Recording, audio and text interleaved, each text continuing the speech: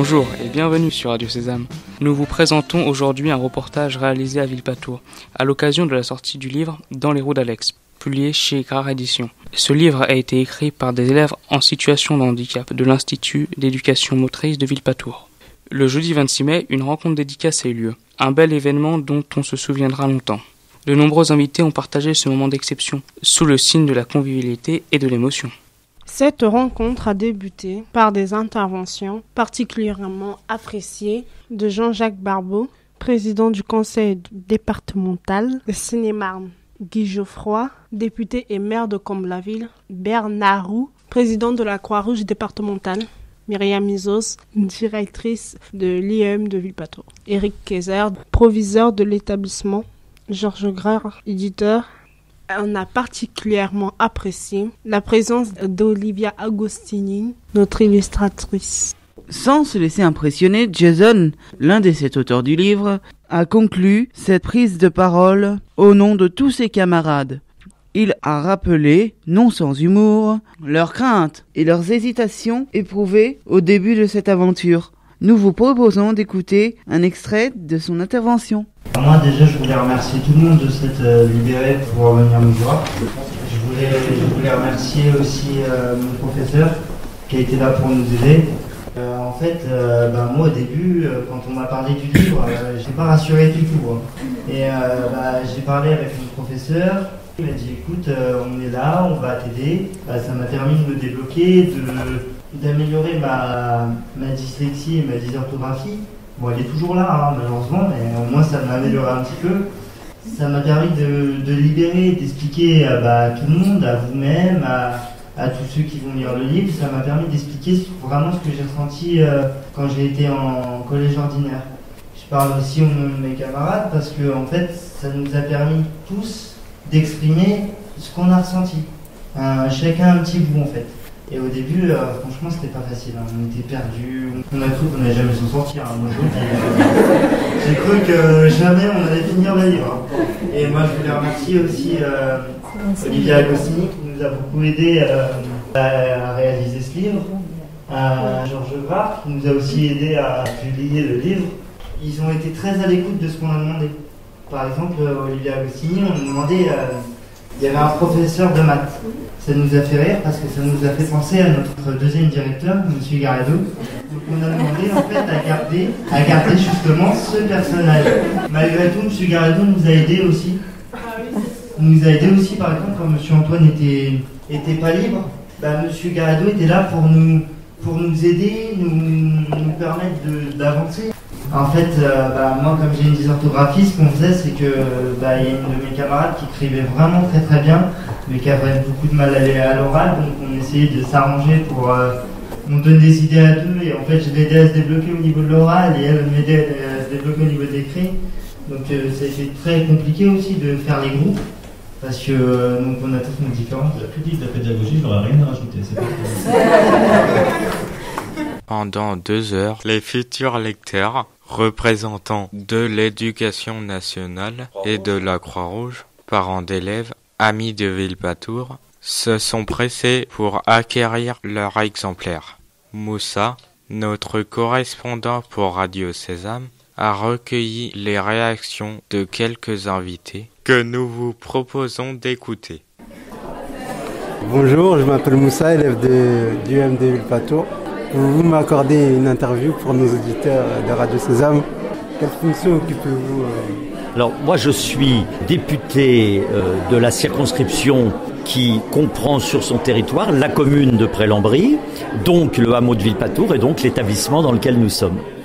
Est-ce important pour vous que des jeunes à mobilité réduite puissent exprimer leur expérience à travers un livre? Non seulement c'est important, mais c'est extrêmement essentiel. Le monde du handicap, depuis quelques années, commence à prendre sa place qu'il avait du mal à obtenir au sein de la société.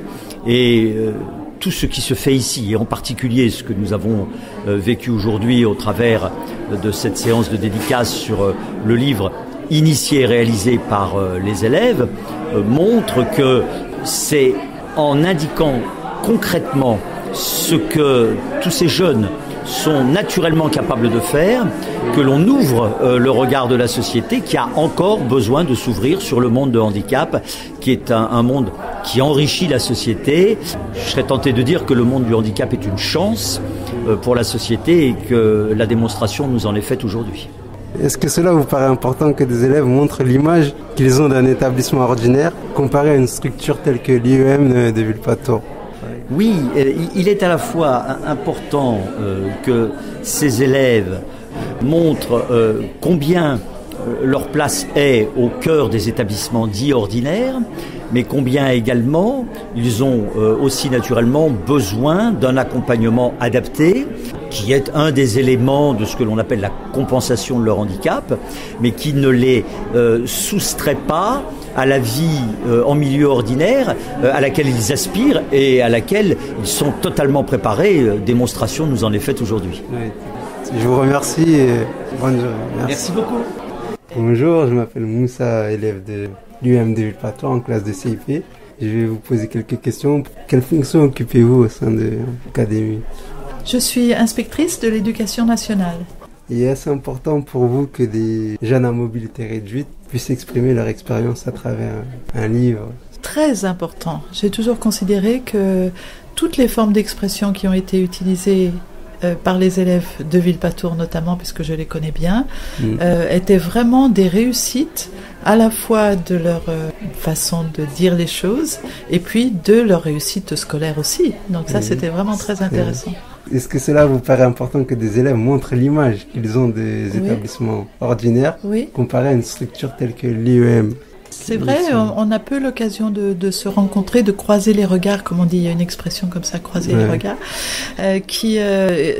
il faut qu'elles prennent des formes. Alors bien sûr, la meilleure forme, c'est de se rencontrer, d'être dans un même endroit, mais le fait d'écrire un livre à propos de cette expérience, je trouve aussi que c'est une très bonne façon d'en parler, de communiquer avec les autres, de faire partager son expérience, donc ça c'est très important, en effet.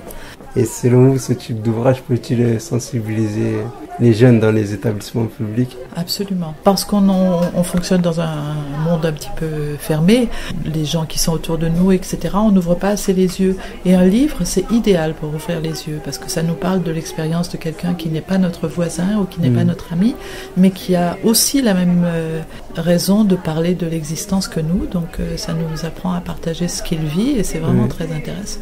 Je vous remercie d'avoir répondu à nos questions. Je vous souhaite une bonne journée. Bonjour, je m'appelle Moussa. Je vais vous poser des questions pour notre radio qui est Radio Sésame. Bonjour Moussa. Bonjour. D'où vous est venue l'idée de créer un magazine spécialisé sur le handicap? Alors, l'Indispensable magazine est né d'une envie que j'avais parlé du handicap. Parce que moi, en 2005, j'ai eu un enfant de ma classe qui est arrivé en fauteuil roulant. Il était handicapé moteur et il m'a dit « On parle de nous, mais on ne nous montre pas ». Et donc, j'ai créé la première bande dessinée au monde avec des enfants handicapés, qui s'appelle la Bande à Aide. Voilà, je suis à 4 tomes plus un hors-série de la Bande à Aide. Et à un moment, j'ai eu envie de parler aux adultes. Et puis, à partir de 15 ans, voilà, faire un magazine trimestriel riche, 80 pages, consacré au tourisme adapté, au mode adapté et surtout à la culture, et aussi faire des portraits de personnes qui sont en situation de handicap mais qui sont dans le combat pour la réussite ou dans la réussite. Donc parler joyeusement de tous les handicaps. Pourquoi la thématique du handicap vous intéresse tant? Parce que je pense que dans le monde du handicap, on ne triche pas. C'est un peu comme l'enfance. Moi, le monde adulte, des fois, me défait moralement, ce que je trouve inhumain parfois. Et je trouve que dans le monde du handicap, on a toutes les leçons de vie. Alors je suis devenu, non pas un militant, mais un éditeur, un auteur très engagé dans ce monde-là.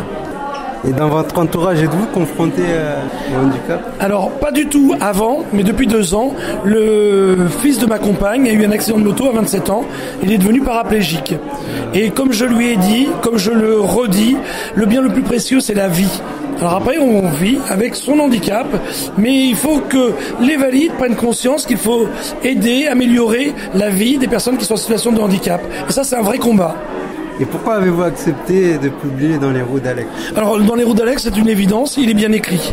Moi, je suis un éditeur, j'ai pas fait ça pour faire plaisir, j'ai fait ça parce que j'ai trouvé que c'était un bon livre, avant tout. Je vous remercie d'avoir répondu à nos questions. Merci Moussa. Alors, je m'appelle Moussa, élève de CIP, classe d'insertion professionnelle. Je vais vous poser quelques questions pour nos éditeurs de Radio Sésame. Comment vous vous êtes trouvé dans cette aventure ? Alors, je me suis retrouvée à travailler sur ce projet parce que j'ai connaissé Didier Antoine, que j'ai rencontré sur un salon il y a quelques années. Et l'an dernier, dans le cadre de la radio, j'ai été interviewée aussi. Les élèves avaient fait une mise en musique, mise en son de mon premier album illustré. Et donc, quand ils ont commencé à travailler sur ce projet-là, Didier m'a demandé si je voulais bien réaliser les illustrations. Et évidemment, j'ai accepté.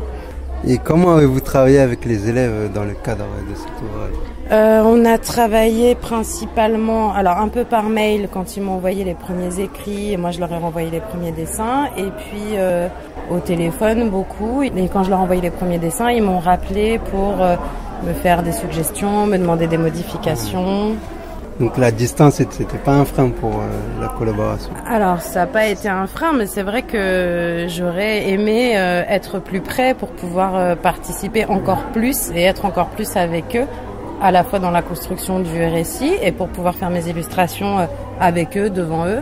Mais c'était pas possible et en fait c'est aujourd'hui pour la première fois que je les rencontre, vraiment. Ouais. Et pouvez-vous nous dire quels sont vos projets en dehors de cet ouvrage ?